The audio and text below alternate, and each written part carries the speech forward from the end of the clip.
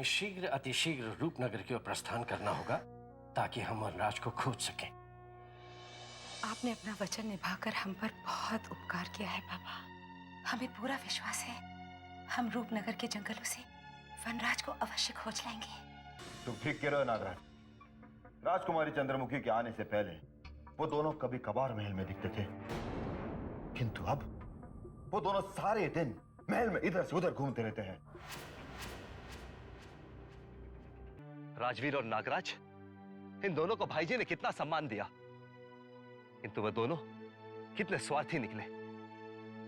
यदि वो दोनों युद्ध छोड़कर नहीं भागते तो आज दुर्गेश्वरी हमारे चंगुल में होती।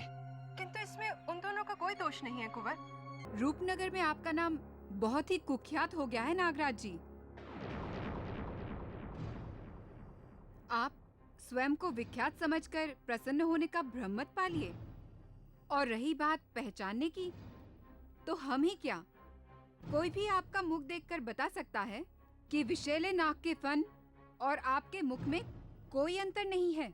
अवश्य वो पशु सूर्य प्रताप सिंह को कारागार से छुड़ाने रूपनगर जा रहा है। उसे बल से नहीं, उसे छल से वश में करना होगा।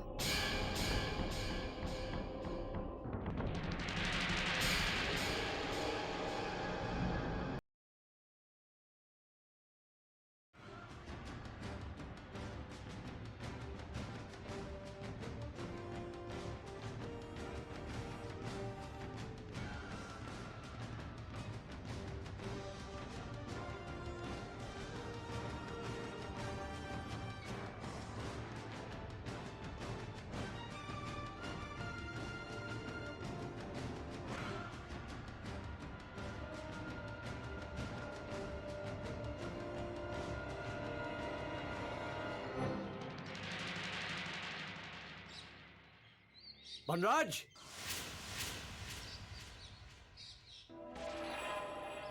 सूर्य प्रताप, तुम यहाँ? हम तो किसी प्रकार रूपनगर के कारागार से भाग निकले और तुम हमें रूपनगर की सीमा के इतने पास मिल जाओगे, हमने कभी सोचा भी नहीं था। तुम्हें सकुशल देख के हमें बहुत प्रसन्नता हुई। अगर तुम कुछ समय पहले आए होते तो तुम्हें दुर्गेश्वरी और तुम्हारा भाई कुंवर विजेंद्र प्रताप सिंह भी मिल जाते।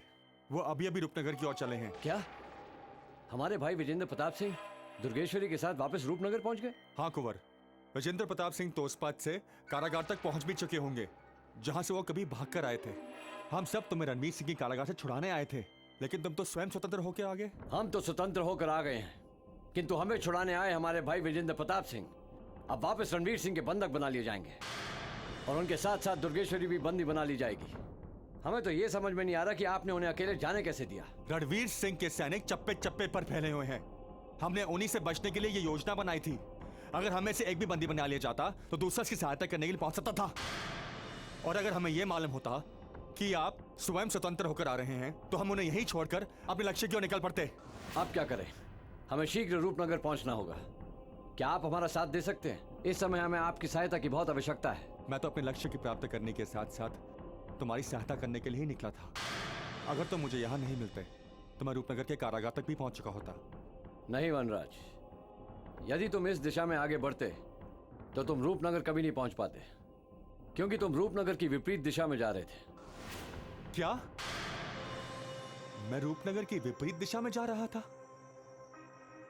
और मुझे इस भूल का मालूम ही नहीं चला? तुम ही क्या वनराज, चतुर से चतुर व्यक्ति रूपनगर की भूल भुलैया में भटक कर रह जाता है। अब देर मत कीजिए, हम तुम्हें वापस रूपनगर के कारागार के पास ले चलते हैं। इससे पहले कि रणवीर सिंह के सैनिक हमारे भाई विजेंद्र प्रताप सिंह और दुर्गेश्वरी को वापस बंदी बना ले, हमें तत्काल वहां पहुंचना होगा।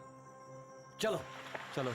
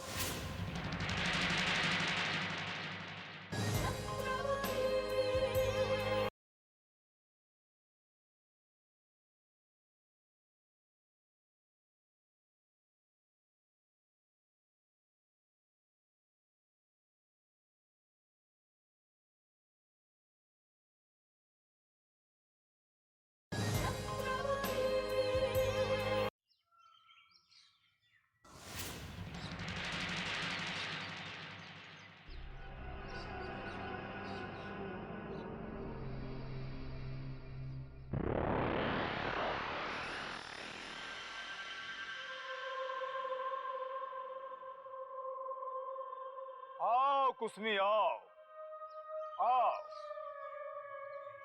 दुनिया के महान जादूगर विचित्र सेन के गुप्त स्थान पर तुम्हारा स्वागत है। कहो, आज अचानक ऐसा कौन सा कार्य पड़ गया कि तुम्हें हमसे मिलने के लिए तत्काल यहाँ हमारे गुप्त स्थान पर आना पड़ा? हुजूर, गुप्त महल में जो नई हलचल मची है उसकी सूचना देना आपको अति आवश्यक था। वो गुप्त महल जहां एक परिंदा भी पर नहीं मार सकता था, वहां अब कुसुमी जिसे चाहे प्रवेश करवा सकती, क्योंकि राजकुमारी चंद्रमुखी अब गुप्त महल छोड़कर रूपनगर राज्य के महल में जा चुकी है। क्या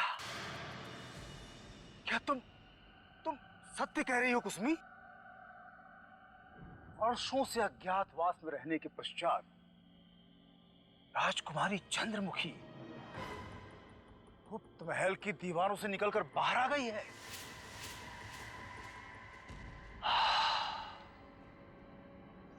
चंद्रमुखी,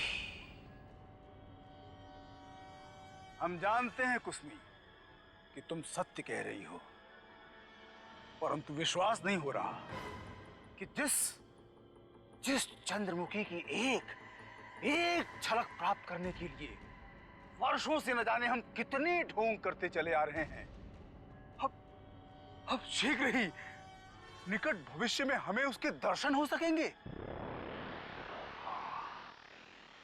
अवश्य ही हो सकेंगे, अवश्य ही, क्योंकि रूपनगर के महल में चंद्रमुखी से मिलना अत्यंत ही सरल होगा। आपकी ये मनोकामना अवश्य पूर्ण होगी जादूगर विचित्र सेन, और आपको ये जानकर और भी हर्ष होगा कि महाराज ने राजकुमारी चंद्रमुखी को रूपनगर की सत्ता भी सौंप दी। रूपनगर की सत्ता की बागडोर संभालने वाली परम सुंदर राजकुमारी चंद्रमुखी को प्राप्त करना अब आपके लिए और कठिन नहीं होगा। तुम ठीक कह रही हो कुसमी। अब हम अपनी सारी शक्तियां रूपनगर के राजमहल की ओर झोंक दें। राजकुमारी चंद्रमुखी जब गुप्त महल में थी तो उस पर हमारा कोई वश नहीं चलता था, क्योंकि गुप्त महल के सजग सैनिक गुप्त महल की ओर उड़कर जाने वाले परिंदों को भी तीर मारकर गिरा दिया करते थे। परंतु अब स्थिति बदल गई है और अब हमारे भाग्य के द्वार खुल गए हैं। हाँ जादूगर विचित्र सेन, परंतु बड़ी ही निराशा के साथ हमें यह स्वीकार करना पड़ता है कि इतने वर्षों तक राजकुमारी चंद्रमुखी की सेवा में रहने के बाद भी हम आपको उनकी एक झलक नहीं दिखा सके, क्योंकि यदि गुप्त महल में यह रहस्य खुल जाता कि हम आपके लिए कार्य करते हैं तो हमें जीवित ही गुप्त महल की दीवारों में चुनवा दिया जाता। शांत शांत कुसुमी, शांत। जो नहीं हुआ उसके लिए दुख प्रकट करने की कोई आवश्यकता नहीं है। वैसे भी तुमने समय समय पर राजकुमारी चंद्रमुखी के संबंध में सूचनाएं देकर हमारी बड़ी सहायता की है। तुम्हारे द्वारा ही हमें वास्तविक चंद्रमुखी के रहस्य का पता चला था। देखो, अब हमें ये समस्त बातें भूलकर रूपनगर के राजमहल की ओर अपना ध्यान केंद्रित करना चाहिए और ये पता करना चाहिए कि वहां की राजनीति में क्या हलचल मची हुई है। राजकुमारी चंद्रमुखी के अचानक सत्ता संभालने से उनके शत्रुओं की नींदें उड़ गई है। पता चला है कि उनके कुछ शत्रु या तो रूपनगर छोड़कर भागने लगे हैं या फिर कुछ समय के लिए भूमिगत हो गए, किंतु रूपनगर की प्रजा अति प्रसन्न है। नहीं, ये तुम असत्य कह रही हो। रूपनगर की प्रजा पूर्ण रूप से प्रसन्न नहीं है।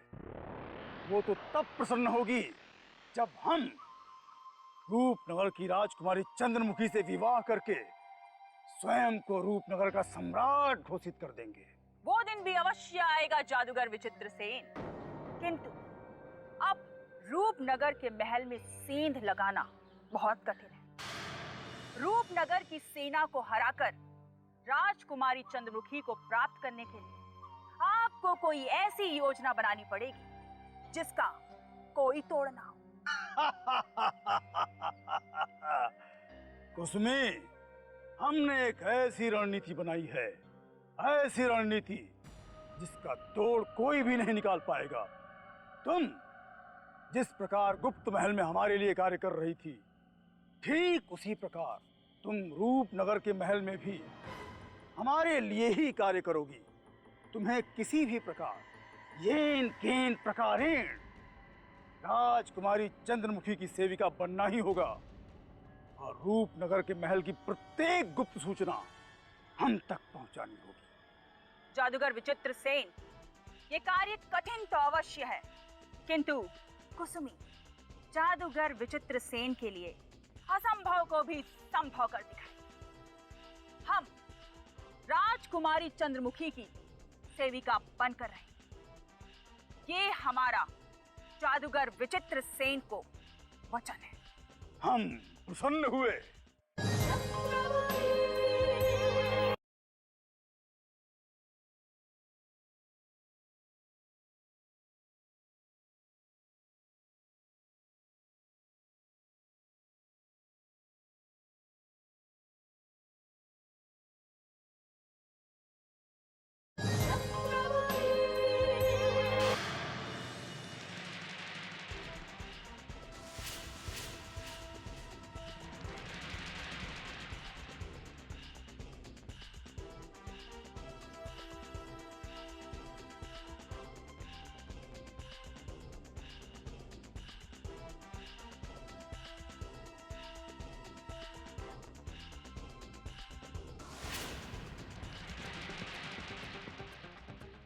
ये कौन राजकुमारी जी की कक्ष की ओर चला आ रहा है नंदिनी? लगता है कोई नई युवती है। कौन हो तुम? किससे मिलना चाहती हो? यही प्रश्न मैं तुमसे पूछना चाहती हूँ। तुम दोनों कौन हो? हम दोनों राजकुमारी जी की नई सेविकाएं हैं। अब बताओ तुम कौन हो? हम राजकुमारी चंद्रमुखी जी की विशेष सेविका हैं। गुप्त महल में जब राजकुमारी चंद्रमुखी जी वर्षों तक अज्ञातवास की पीड़ा सह रही थी, तब हम इन्हें उनकी सेवा की थी। हमारा नाम कुसुमी है। अच्छा, तुम राजकुमारी चंद्रमुखी जी की सेविका रह चुकी हो, किंतु तुम्हारा गुप्त महल से यहाँ आने का क्या कारण हो सकता है? कारण बहुत ही सरल है। इतने वर्षों तक राजकुमारी जी के साथ रहने के कारण अब उनके बिना हमें कुछ भी अच्छा नहीं लगता है। इसलिए हम उनसे भेंट करने आए हैं। हम उनकी सेवा में वापस आना चाहते हैं। किंतु राजकुमारी जी की सेवा करने के लिए हम दोनों ही बहुत हैं। तुम्हें निराश होना पड़ेगा कुसुमी, क्योंकि अब तुम्हारे लिए यहाँ कोई स्थान नहीं बचा है। अगर तुम ऐसा सोचती हो तो ये तुम्हारी बहुत बड़ी भूल है। कदाचित तुम्हें ये ज्ञात नहीं कि राजकुमारी चंद्रमुखी जी हमसे कितना स्नेह करती है। राजकुमारी चंद्रमुखी जी हमें एक सेविका नहीं, अपितु एक सखी की तरह स्नेह करती है। तुम दोनों सिर्फ जाकर उनसे हमारा ये संदेश कह दो, बाकी का कार्य हम स्वयं कर लेंगे। उन्हें संदेशा दो कि गुप्त महल से कुसुमी मिलने आई है। ठीक है, हम तुम्हारा संदेशा देकर अभी आते, किंतु ध्यान रखना, राजकुमारी चंद्रमुखी जी से भेंट करना बहुत कठिन है। चलो कामिनी। राजकुमारी जी की ये दोनों दासियां बहुत चतुर लगती हैं। इन दोनों से संभल कर रहना होगा कुसुमी। जाओ, तुम्हें राजकुमारी जी ने भीतर बुलाया। बहुत बहुत धन्यवाद।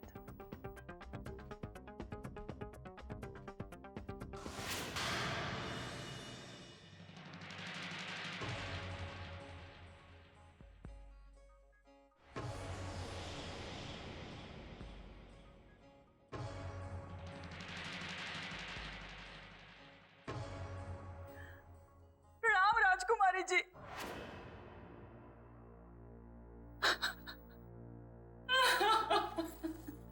क्या हुआ कुसुमी? तुम रो क्यों रही हो? आखिर बात क्या है? रोए नहीं तो और क्या करे राजकुमारी जी। जब से आप गुप्त महल छोड़कर यहाँ पधारी हैं, गुप्त महल बिल्कुल सूना सूना हो गया है। आपके बिना वो महल जैसे हमें काटने को दौड़ता है। हमने आपके बिना खाना पीना भी छोड़ दिया है राजकुमारी जी। हम आपके बिना नहीं रह सकते राजकुमारी। हम आपसे निवेदन करते हैं कि आप हमें अपनी सेवा में वापस रख लीजिए, अन्यथा हमारे प्राण छूट जाएंगे। अरे, इतनी छोटी सी बात के लिए इतना रोने की क्या आवश्यकता है कुसुमी? यदि तुम हमें इतना चाहती हो तो तुम्हें हम अपनी सेवा में वापस रख लेंगे। राजकुमारी जी, आप महान हैं, दयालु हैं। आपने एक ही बार में हमारी प्रार्थना स्वीकार कर ली है। अब हमें जीने का दोबारा एक उद्देश्य मिल गया है। यदि आपने अपने चरणों में हमें स्थान नहीं दिया होता तो हम आपके चरणों में अपना सर पटक पटक कर अपने प्राण त्याग देते। ये तुमने कैसे सोच लिया कि हम तुम्हारी प्रार्थना को ठुकरा देंगे? इतने वर्षों तक तुमने हमारी सेवा की है, इसलिए तुम पे हमें सबसे अधिक विश्वास है। किंतु गुप्त महल के बारे में भी तुमसे अधिक और कोई नहीं जानता। आप गुप्त महल की बिल्कुल चिंता मत कीजिए राजकुमारी जी। वहाँ का कोई भी कार्य हम अधूरा नहीं छोड़ेंगे। आपने हमें अपने चरणों में जगह दे दी, हमारे लिए इतना ही बहुत है।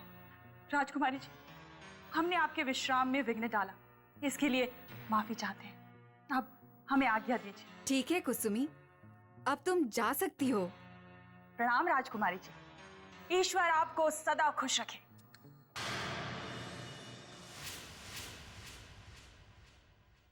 क्या हुआ कुसुमी? राजकुमारी जी ने तुमसे क्या कहा? बस इतना ही कहा कि उन्हें हमारी अनुपस्थिति में यहाँ सब कुछ बहुत सूना सूना सा लग रहा था। अब हमने रूपनगर के इस महल में भी वही स्थान प्राप्त कर लिया है जो हमने गुप्त महल में प्राप्त किया था। चलती हूं, अपना ध्यान रखना। कामिनी, ये पासा तो उल्टा पड़ गया। हमने सोचा था राजकुमारी जी अपनी पूर्व सेविका को धिक्कार देंगी, किंतु उन्होंने तो उसे स्वीकार कर लिया। लेकिन तू चिंता मत कर, मैं कोई ऐसी योजना बनाऊंगी जिससे कुसुमी तंग आकर गुप्त महल वापस चली जाएगी।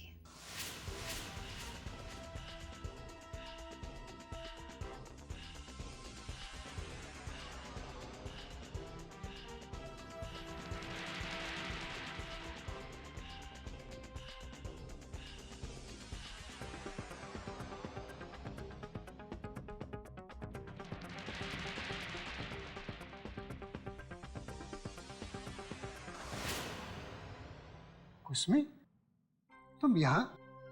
तुम तो गुप्त महल में कार्य करती हो, फिर तुम किस कार्य से यहाँ आई हो? हुजूर, कुसुमी ही तो राजकुमारी चंद्रमुखी जी की एक ऐसी सेविका है जो उनका कोई भी कार्य पूर्ण करने से पूर्व चैन से नहीं बैठती। गुप्त महल से यहाँ भी हम एक महत्वपूर्ण कार्य से ही आए हैं। क्या तुम बता सकती हो कि वो कार्य क्या है? क्षमा कीजिए सेना प्रमुख जी, किंतु हम ऐसा कोई भी कार्य करने नहीं आए हैं जिससे रूपनगर राज्य को किसी भी प्रकार की कठिनाई हो। सेना प्रमुख की बात का बुरा मत मानो कुसुमी। हम जानते हैं तुमने राजकुमारी चंद्रमुखी की बहुत सेवा की है और वो तुम्हें बहुत चाहती हैं, किंतु रूपनगर के इस महल में प्रवेश करने वाले हर व्यक्ति से पूछताछ करना हमारा कर्तव्य है। हम आपके कर्तव्य में कभी विघ्न नहीं डालेंगे हुजूर। हम राजकुमारी चंद्रमुखी जी को गुप्त महल के विषय में जानकारी देने गए थे। अब जिस गुप्त महल में राजकुमारी जी ने इतने वर्ष बिताए हैं, उसे इतनी शीघ्रता से कैसे भूल सकती हैं? अच्छा, तो तुम इस कार्य से यहाँ आई थी। यदि गुप्त महल की व्यवस्था में कोई कमी हो तो हमें बताओ, हम अवश्य कोई कदम उठाएंगे। शुक्रिया भुवन सिंह जी, किंतु कुसुमी के रहते आप निश्चिंत रहें। रात के अंधेरे में भी कुसुमी की निगाहें गुप्त महल के चारों ओर मंडराती रहती हैं। यदि सुरक्षा और व्यवस्था में कोई ढील होगी तो हम अवश्य ही आपकी सहायता स्वीकार करेंगे। हमें तुम पर पूरा भरोसा है कुसुमी। जब राजकुमारी चंद्रमुखी गुप्त महल में निवास करती थी तब एक तुम ही तो थी जो सदैव राजकुमारी के साथ एक छाया की तरह लगी रहती थी। समय हो गया है भुवन सिंह जी, हमें और भी बहुत सारे कार्य निपटाने हैं। हमें भी आज्ञा दीजिए हुजूर, हमें भी कुछ महत्वपूर्ण कार्य निपटाने हैं। प्रणाम प्रणाम।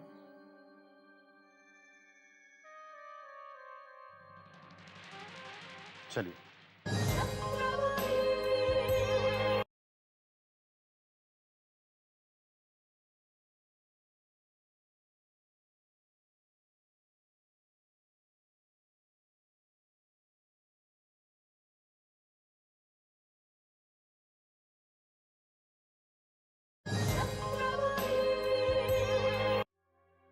भुवन सिंह जी, कुसुमी का अचानक रूपनगर महल में आना ऐसे प्रतीत होता है कि दाल में कुछ काला है। दाल में कुछ काला है? ये आप क्या कह रहे हैं सेना प्रमुख जी? कुसुमी का बिना सूचना के यहाँ आना हमारे समझ में नहीं आ रहा है। हमारे मन में यह संदेह उत्पन्न हो रहा है कि अवश्य वो हमसे कोई रहस्य छुपा रही है। नहीं नहीं सेना प्रमुख जी, आप कुसुमी पर व्यर्थ ही संदेह कर रहे हैं। कुसुमी राजकुमारी जी की सबसे विश्वास पात्र सेविका रह चुकी है और वो राजकुमारी जी के लिए कभी कोई बुरा नहीं सोच सकती। क्षमा करना भवन सिंह जी, आप कुसुमी के नेत्र को ध्यान से नहीं देख पाए। यदि आपने कुसुमी के नेत्र की भाषा पढ़ी होती तो आप हमसे सहमत होते। कुसुमी के नेत्र साफ साफ ये बता रहे थे कि वह हमसे कुछ छुपा रही है। कुसुमी के पास छिपाने लायक कुछ नहीं है सेना प्रमुख जी। वो एक सीधी सादी और सत्य वचन वाली स्त्री है। और हम ये क्यों भूल गए कि इतने वर्षों की सेवा में कुसुमी ने आज तक कुछ ऐसा नहीं किया जिससे हम उसके ऊपर संदेह कर सकें। रूपनगर की राजनीति में कब कोई मित्र से अचानक शत्रु बन जाए ये नहीं कहा जा सकता। हमारे पूर्व मंत्रीवर रणवीर सिंह और अनेक मंत्री हमारे मित्र थे, अचानक वह सबसे बड़े शत्रु बन गए। हम आपके विचारों से सहमत हैं, किंतु कुसुमी की तुलना रणवीर सिंह जैसे मंत्रियों से नहीं की जा सकती है। अरे कुसुमी एक स्त्री है, वो हमारे विरुद्ध कोई ऐसा कार्य नहीं कर सकती है जिससे कि हमारे ऊपर रूपनगर की प्रजा को कोई हानि उठानी पड़े। आप हमसे बड़े हैं, आपके विचारों का हम सम्मान करते हैं, किंतु पता नहीं कि हमें ऐसा क्यों प्रतीत हो रहा है कि कुसुमी हमारी नहीं किसी और की विश्वास पात्र है। कभी कभी मन के भीतर अपनों के लिए संदेह उत्पन्न हो जाते हैं। आप कुसुमी की ओर से निश्चिंत रहिए।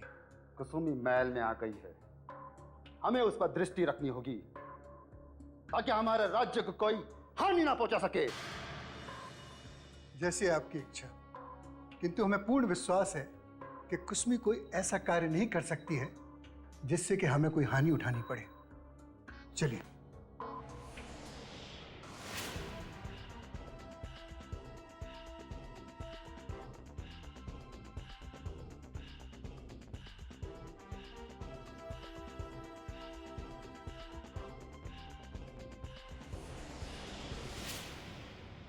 ये युवक कौन है? मैंने आज से पहले इस युवक को रूपनगर और रूपनगर के महल में कभी नहीं देखा। अवश्य ही ये कोई बाहर के राज्य का व्यक्ति लगता है। देखती हूँ इसकी पहचान क्या है।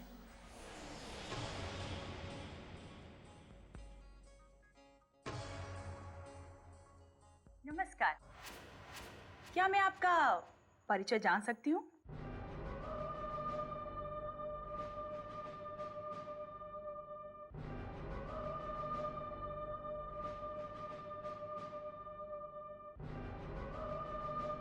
हमारा परिचय जानने से पहले आप हमें अपना परिचय दीजिए। जी, मेरा नाम कुसुमी है। मैं राजकुमारी चंद्रमुखी जी की विशेष सेविका हूँ। यदि तुम राजकुमारी चंद्रमुखी की विशेष सेविका होती तो हमसे हमारा परिचय नहीं पूछती। मैं समझी नहीं हुजूर। राजकुमारी चंद्रमुखी जी की मुख्य सेविका होने से आपके परिचय का क्या संबंध? बहुत गहरा संबंध है। यदि तुम राजकुमारी चंद्रमुखी की विशेष सेविका होती तो उनकी सारी गुप्त सूचनाएं भी जानती, किंतु तुम्हें तो कुछ पता ही नहीं है। जी, मुझे कुछ भी नहीं पता। आप कहना क्या चाहते हैं हुजूर? मैं अभी तक समझ नहीं पा रही हूँ। हमें रूपनगर के महल में एक विशेष अतिथि का सम्मान दिया गया है और महल में रहने वाले समस्त अधिकारियों को हमारे बारे में सब कुछ पता है, किंतु तुम हमारे बारे में कुछ नहीं जानती हो। इसलिए हमें लग रहा है कि तुम राजकुमारी चंद्रमुखी की विशेष सेविका हो ही नहीं सकती। यदि होती तो हमसे हमारा परिचय नहीं पूछती। क्या आप इस महल में एक विशेष अतिथि हैं? हाँ, तो इसमें इतने चौंकने की क्या बात है? इतने बड़े महल में एक अतिथि के आगमन पर तुम इतना चिंतित क्यों हो रही हो? हम चिंतित नहीं हो रहे हैं हुजूर। हमें तो ये सोचकर आश्चर्य हो रहा है कि इस महल में जहां एक उड़ते हुए परिंदे को भी कभी स्थान नहीं दिया गया, उस महल में आपको विशेष अतिथि का स्थान कैसे मिल गया? लगता है ये आश्चर्य राजकुमारी चंद्रमुखी जी के आगमन के पश्चात ही हुआ है, जिसका पता हमें भी नहीं चल पाया। अच्छा, अब आज्ञा दीजिए। किसी भी वस्तु की आवश्यकता हो तो कुसमी को याद कीजिएगा। चलते हैं।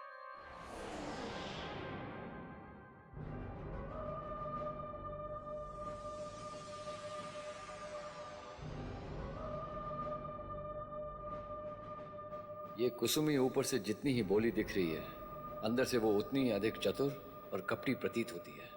ओम ह्रीं क्लीं फट काल भैरवाय नमः स्वाहा। ओम ह्रीं क्लीं फट धूम्रलोचनाय नमः स्वाहा।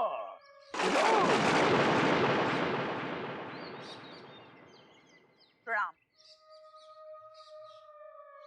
आओ कुसमी, आओ।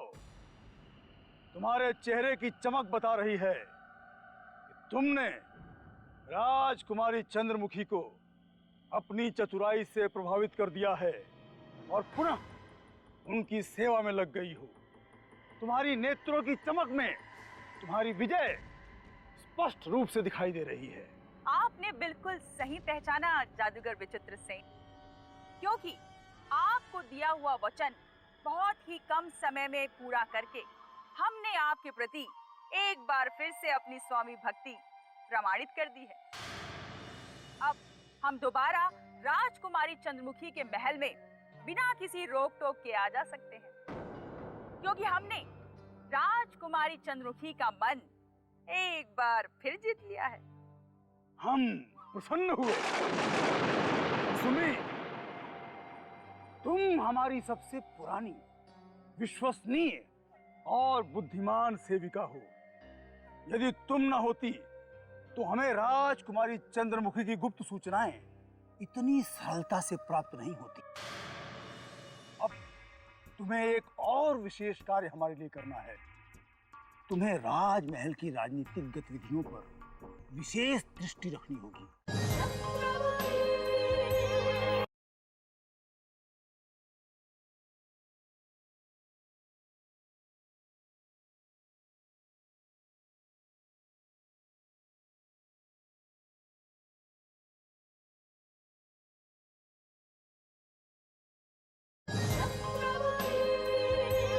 तुम्हें राजमहल की राजनीतिक गतिविधियों पर विशेष दृष्टि रखनी होगी और हमें वहां की प्रत्येक सूचना से अवगत कराना है।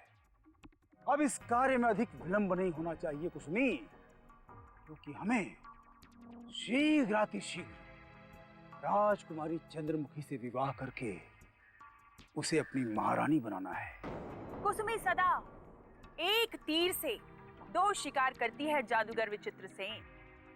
हमने ना सिर्फ राजकुमारी चंद्रमुखी की दोबारा सेविका बनने में सफलता हासिल की, अपितु हमारी दृष्टि ने रूपनगर के महल में विश्राम कर रहे कुंवर सूर्य प्रताप सिंह को भी खोज निकाला। क्या? परंतु कैसे? कुंवर सूर्य प्रताप सिंह को तो रणवीर सिंह की कारागार में बंदी बना लिया गया था। फिर वो रूपनगर के महल कैसे पहुंच गया? हमारा वो दास जिसे हमने मनुष्यों को पकड़ पकड़ कर लाने का कार्य सौंपा था, वो महल कैसे पहुंच गया? कैसे? इसका पता भी हम लगा लेंगे जादूगर विचित्र सेन। राजकुमारी चंद्रमुखी ने सत्ता की बागडोर संभालते ही बहुत उलटफेर कर दिए, किंतु अभी हमें ये भय सता रहा है कि यदि कुंवर सूर्य प्रताप सिंह ने आपके बुरे कार्यों के विषय में राजकुमारी चंद्रमुखी को बता दिया तो आपको हानि उठानी पड़ सकती है। क्योंकि अब सूर्य प्रताप सिंह राजकुमारी जी के विशेष अतिथि बन चुके हैं। तुम्हारी सारी चिंताएं व्यर्थ हैं कुसुमी, क्योंकि कुंवर सूर्य प्रताप सिंह कभी भी हमारा कुछ नहीं बिगाड़ पाएगा, क्योंकि हमने अपनी जादुई शक्तियों से उसके सोचने समझने की शक्ति को छीन लिया था। वो अपने जीवन के अंत समय तक हमें गुरुदेव समझकर पूजता रहेगा, इसलिए निश्चिंत रहो, निश्चिंत रहो। किंतु जब हम सूर्य प्रताप सिंह से बात कर रहे थे तो हमें नहीं लगा कि उस पर किसी भी प्रकार की जादुई शक्तियों का प्रभाव है। वो हमसे बड़ी निडरता से बात कर रहा था।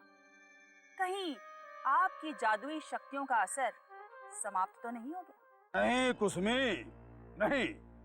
हमारी जादुई शक्तियों का प्रभाव तभी समाप्त होता है जब हम चाहते हैं। अच्छा हुआ, बहुत अच्छा हुआ कि राजकुमारी चंद्रमुखी ने सूर्य प्रताप सिंह को राज अतिथि बनाकर अपने महल में शरण दे दिया है, क्योंकि अब हम अपने भक्त सूर्य प्रताप सिंह से अपना मन चाहा कार्य करवाएंगे। तुम तत्काल महल जाओ और हमारे भक्त की गतिविधियों पर कड़ी दृष्टि रखो, और जैसे ही कोई सूचना प्राप्त हो हमें तत्काल सूचित करो। जाओ। आपकी आज्ञा का हम अवश्य पालन करेंगे जादूगर विचित्र सेन। चलते हैं।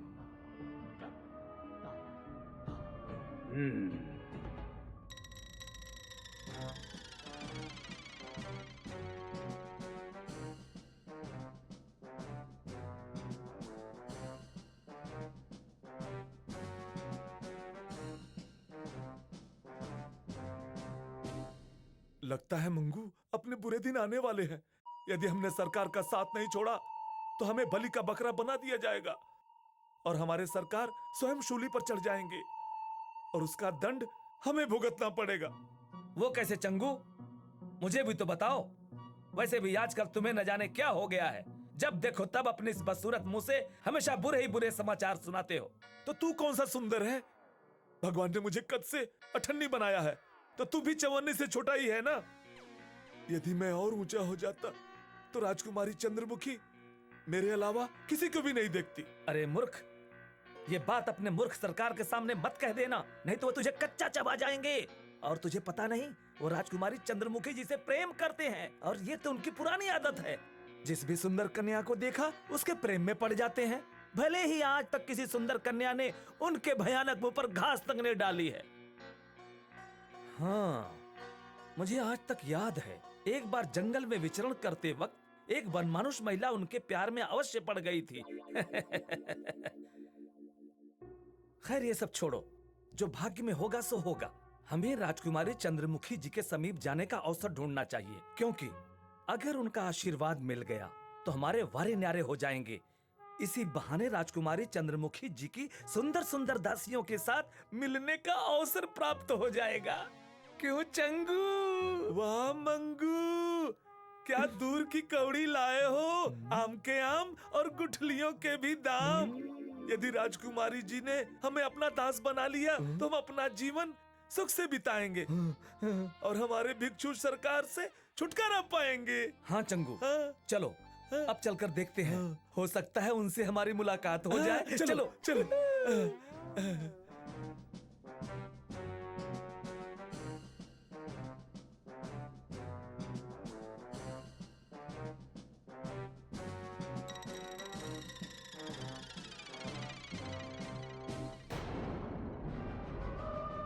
ये कौन सुंदर सजीला व्यक्ति अपने महल के अतिथि कक्ष में घूम रहा है?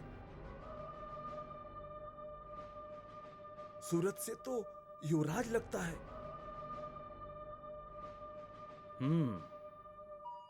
लगता तो युवराज है, लेकिन हमारे महल में किसी युवराज का क्या काम हो सकता है? चलो उससे ही पूछते हैं, किंतु याद रखना अपने आप को कभी कम नहीं समझना।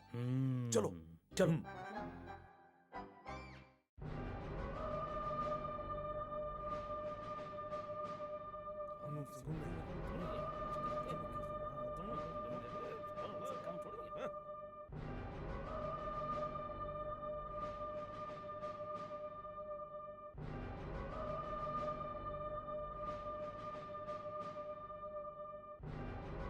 कौन है आप?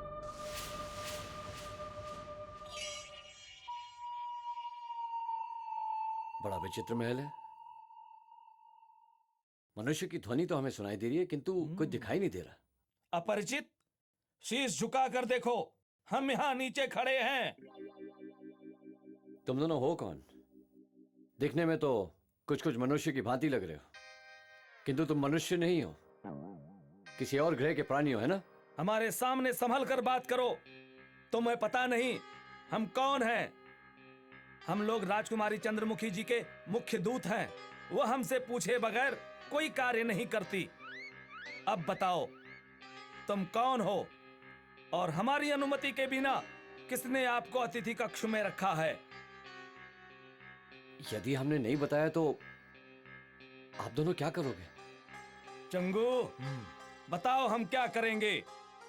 मंगू को अधिक क्रोध मत दिलाओ, शीघ्र अपना परिचय दो, नहीं तो आप संकट में आ सकते हैं। ये रूपनगर है, यहाँ वही होता है जो हम चाहते हैं। यदि ऐसी बात है हुजूर,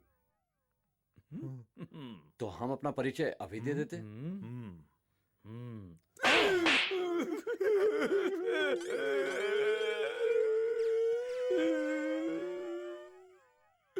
अब हमने अपना परिचय तो दे दिया, अब आप ये बताइए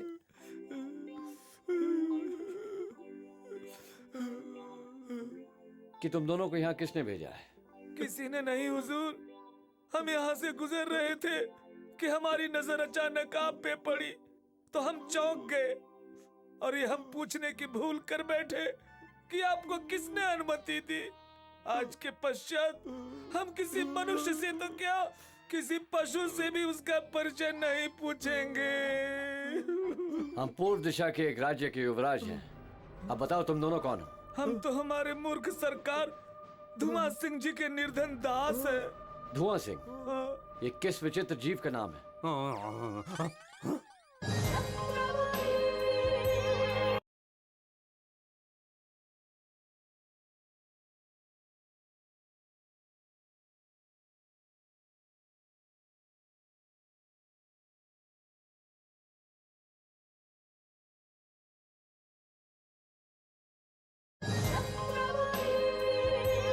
धुआं सिंह, ये किस विचित्र जीव का नाम है? पता नहीं हुजूर, आज तक तो हमने मनुष्य समझकर उनकी सेवा की है, पर हमें आज तक पता नहीं चला कि वह मनुष्य है या पशु।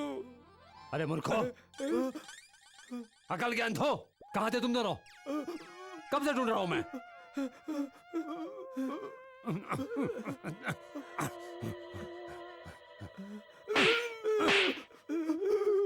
धुआं धुआं, खेलो प्यार का जुआ।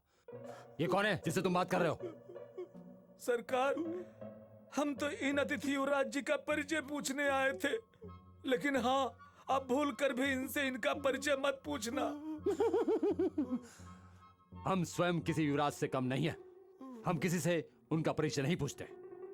तुम स्वयं बताओ, ये किसकी अनुमति से यहाँ आए हैं? बोलो। तो आप हैं नन्हे मूर्खों के सरकार धुआं सिंह। जैसा तुम्हारा नाम है, बिल्कुल वैसी ही तुम्हारी शक्ल भी है। सच्ची? ठीक कह रहे हैं आप। हम कैसे लग रहे हैं? सरकार, बुरा मत मानना, आप वैसे हैं तो बहुत सुंदर, लेकिन इन युवराज से थोड़ा फीके हैं। चुप मूर्ख, इसलिए कि हम नाते नहीं हैं। जब हमारे पिताश्री अपने हाथों से हमें नहलाएंगे ना, तो हम इनसे भी अधिक सुंदर नजर आएंगे। ये आपने ठीक कहा धुआं सिंह जी। पहले आप जाकर नहाकर आइए, हम देखना चाहते हैं कि आप कितने सुंदर हैं। ठीक है, हम स्नान करके आते हैं। हम यूं आते हैं और अभी आए। नहीं, हम अभी गए और अभी आए। चलो चंगू मंगू जी। हम पिताश्री को बोलूंगा नहलाए, अच्छी तरह नहलाए। तुम दोनों को भी नहला देंगे। चलो चलो पिताश्री के पास। चलो चलो चलो चलो चलो चलो चलो। पता नहीं रूपनगर के इस महल में ऐसे न जाने कितने विचित्र विचित्र जीव मिलेंगे, पर जब तक हमें हमारे भाई विजेंद्र प्रताप सिंह नहीं मिल जाते, तब तक इन्हें झेलना ही पड़ेगा।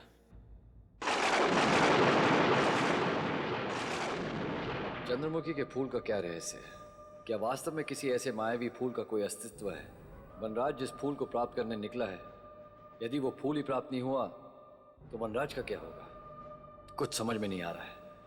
अब केवल राजकुमारी चंद्रमुखी ही चंद्रमुखी के किसी विचित्र फूल का रहस्य बता सकती है।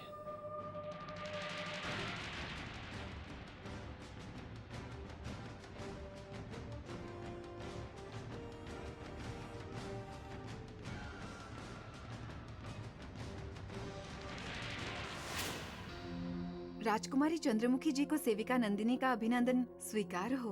कहो, क्या समाचार है नंदिनी? समाचार यह है, हमारे राज अतिथि आपसे मिलने की अनुमति मांग रहे हैं। यदि आपकी आज्ञा हो तो उन्हें भीतर आने की अनुमति दे दें। वो हमारे प्रथम राज अतिथि हैं, उन्हें तत्काल भेजो। जैसी आपकी आज्ञा राजकुमारी जी। अचानक इस समय अतिथि युवराज को क्या कार्य आ गया जो वो हमसे मिलने चले आए?